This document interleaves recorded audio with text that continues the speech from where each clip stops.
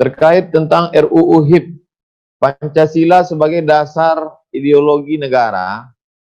Maka dengan RUU ini maka dia diturunkan menjadi hanya undang-undang saja, padahal sebelumnya dia lebih tinggi.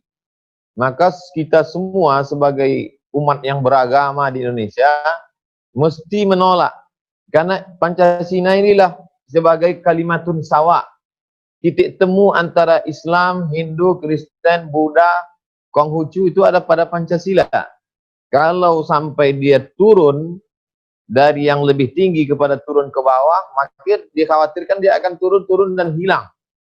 Dan memang ada usaha ke sana, karena dari Pancasila akan dikerdilkan lagi menjadi Trisila. Dari Trisila akan menjadi dislimkan lagi menjadi Ekasila. Dan Ekasilanya itu tidak pula ketuhanan yang Maha Esa, tapi dasar gotong royong. Maka umat Islam dan umat beragama mesti memahami dengan baik. Tapi di atas itu semua yang paling perlu dicermati adalah mengapa itu diusulkan pada saat kita sedang lapar, sedang sakit, sedang pandemi corona.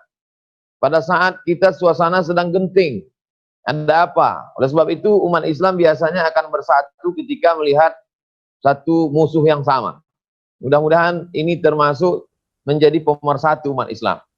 Kemudian terkait tentang perubahan linier dan unlinier dalam contoh tawaf dan sa'i, maka sesungguhnya masyarakat ini kita bagi menjadi dua. Pertama, masyarakat yang tidak paham, maka mereka mesti diberi pemahaman yang benar, dan ini sebagian masyarakat yang banyak. Lalu kemudian yang kedua adalah masyarakat yang paham tapi ada kepentingan.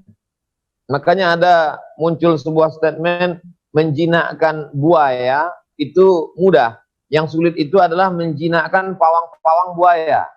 Oleh sebab itu maka kalaulah orang yang tidak paham bisa diberi pengertian sehingga menjadi paham, dan orang yang paham karena ada kepentingan, lagi-lagi kalau tadi ada tawaf pada sa'i dan tahallul, tapi jangan lupa tawaf, sa'i dan tahallul tidak sah kalau tidak ada niat yang baik di awal.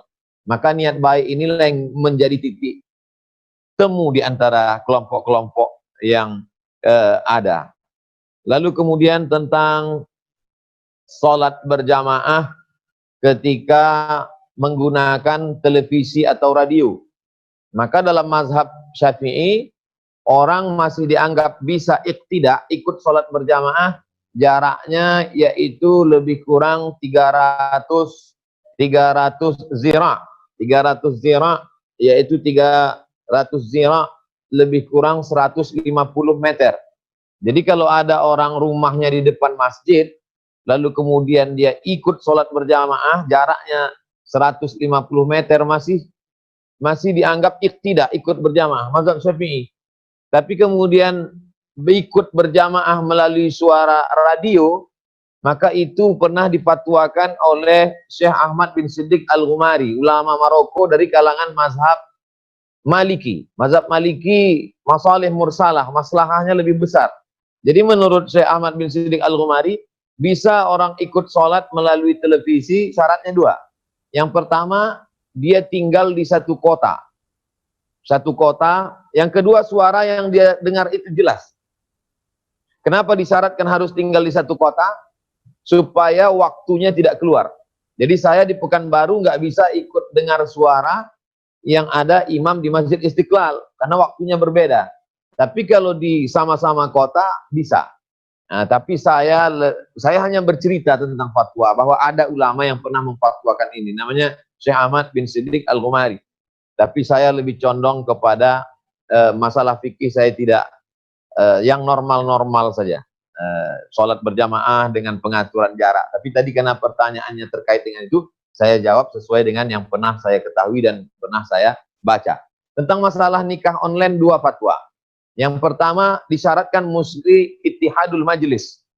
Mempelai laki-laki, wali mempelai perempuan, ijab dan qabul, ada mahar, disaksikan dua orang saksi, mesti ittihadul majlis. Makna ittihadul majlis itu satu majlis, orangnya berada di satu tempat. Tapi mazhab kedua mengatakan makna ittihadul majlis itu bukan satu tempat. orangnya boleh tidak ada tempat lain, tapi yang dimaksud ittihad majelis itu adalah satu serentak dalam satu waktu akadnya.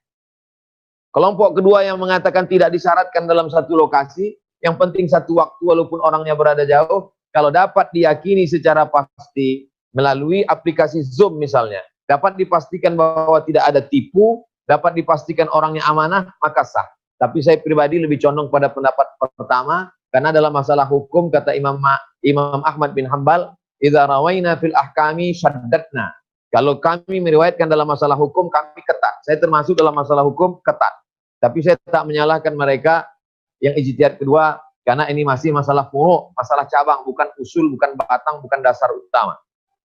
Terkait tentang masalah khitan perempuan, maka di zaman Nabi ada sahabat Nabi yang diberi gelar khattanah. Khattanah artinya perempuan tukang khitan. Dan Nabi pernah mengeluarkan statement berkata, ikhfidi, potonglah tapi jangan terlalu banyak. Ikhfidi, potonglah sedang, jangan terlalu banyak. Sekarang diadakan penelitian, karena ternyata kalau dipotong terlalu banyak akan menyebabkan frigiditas, dingin secara seksual. Dan kalau tidak dipotong ternyata menyebabkan libido seksual terlalu tinggi. Oleh sebab itu ulama mazhab Syafi'i berfatwa khitan perempuan itu hukumnya wajib. Sedangkan ulama mazhab Maliki berfatwa khitan perempuan itu tidak sampai pada wajib tapi mukarramatun, memuliakan. Oleh sebab itu kalau ada jamaah bertanya tentang anak perempuannya, saya tanya, sudah umur berapa? Kalau baru lahir, saya anjurkan pakai mazhab Syafi'i. Kalau dokter tidak mau, cari bidan kampung yang pandai melakukan. Keponakan saya sendiri, saya anjurkan kepada ayahnya, kepada orang tuanya untuk dikhitan. Karena saya berpegang pada mazhab Syafi'i. Tapi saya tak menyalahkan yang berpegang pada mazhab Maliki, karena menganggap itu tidak sampai pada hukum wajib. Saya melihat pada mazhab Maliki wajib, dan manfaatnya adalah untuk meminimalisir libido seksual. Apalagi di zaman sekarang, tontonan, makanan, semuanya memicu seksual. Kemudian tentang masalah tidak berangkat haji, yang memutuskan berangkat atau tidak berangkat itu siapa? Ulil amri. Uli artinya orang. Amri artinya urusan. Ulil amri orang-orang yang mengurus urusan orang banyak. Maka dulu Nabi Muhammad SAW mengurus negara, mengurus agama. Tapi kemudian ketika orang tidak punya kemampuan yang sama seperti Nabi, Abu Bakar, Umar, Utsman, maka ada yang mengurus negara disebut dengan sultan, dan mengurus agama disebut dengan mufti. Maka dikenallah ada mufti yang khusus memberikan fatwa. Nah, kita tidak punya mufti. Dulu di kerajaan-kerajaan Melayu di Sumatera, mufti kerajaan Siak Sri Indrapura, mufti kerajaan Aceh. Ketika tidak ada mufti, maka disitulah kita punya Majelis Ulama Indonesia, ada Komisi Fatwa, ada Majelis, ada Muhammadiyah, ada Perti, ada Persis, ada Nahdlatul Ulama, ada Nahdlatul Watan. Maka ulil amri yang mengurus negara dengan ulil amri yang mengurus agama berkumpul, bermufakat, barulah mereka mengeluarkan kesepakatan bersama. Kalau sudah mereka mengeluarkan kesepakatan bersama, ijma', konsensus, maka rakyat wajib untuk patuh. Tapi kalau hanya keputusan sepihak oleh orang yang tidak mengerti, maka memang betul ada ayat ati Allah Ta'ala kepada Allah, wa ati Rasul Ta'ala kepada Rasul. Tapi ingat, ketika menyebutkan wa ulil amri, tidak disebutkan kata atiu. Artinya apa? Ta'ala pada Allah, ta'ala kepada Rasul, ta'ala kepada pemimpin yang taat pada Allah dan Rasul. Dan jangan lupa baca ayat sebelumnya, innallaha ya'murukum an tu'addul amanati ila ahliha. Yang kedua, wa idza hakamtum bainan nasi an tahkumu bil adli. Seolah-olah Allah ingin berkata, kalau pemimpinmu itu amanah, kalau pemimpinmu itu adil, maka taatlah kamu. Saya kira kemudian Dr. Fahmi Salim, beliau adalah senior saya, kakak kelas saya, lebih berpengalaman, bukunya tentang liberal, Masya Allah, tabarakallah. Mudah-mudahan kita mendapatkan ilmu beliau dan ilmu guru-guru kita, para profesor, sahabat-sahabat, para rektor yang tak dapat saya sebut satu persatu. Demikian, Prof. Wah, sebelum ditutup, tolong sedikit 1,5 menit, gimana merajut ukhuwah antara NU dan Muhammadiyah ini? Ada seorang ulama besar bernama Syekh Abdul Halim Mahmud. Pernah menjabat sebagai Grand Syekh Al-Azhar. Dia menulis autobiografi, buku tentang biografi dirinya yang dia tulis sendiri, judulnya Alhamdulillah Hazihi Hayati. Dia tulis ketika dia sedang naik pesawat dari Kairo menuju India. Lalu kemudian di buku itu dia ceritakan dalam sejarah literatur pemikiran Islam ada 3 kelompok yang tidak pernah bisa disatukan. Yang pertama, kalangan akliyun, rasionalis. Yang kedua, kalangan irfaniyun, yaitu kelompok yang selalu mengandalkan intuisi berdasarkan ilham. Yang ketiga adalah nassiyun, tekstualis. Akliyun, rasionalis, nassiyun, tekstualis, irfaniyun yang selalu mengandalkan intuisi. Ketiga kelompok ini dari sejak zaman awal Islam sampai hari ini terus terjadi clash. Tapi 3 kelompok ini akan bisa disatukan oleh satu titik. Apa dia? Wa ma umiru illa liya'budullaha mukhlishina lahuddin. Kalau sama-sama ikhlas, maka insya Allah yang akliyun, yang irfaniyun, yang nassiyun akan bertemu pada titik mukhlishina lahuddin. Mudah-mudahan kita semuanya termasuk mukhlishina lahuddin.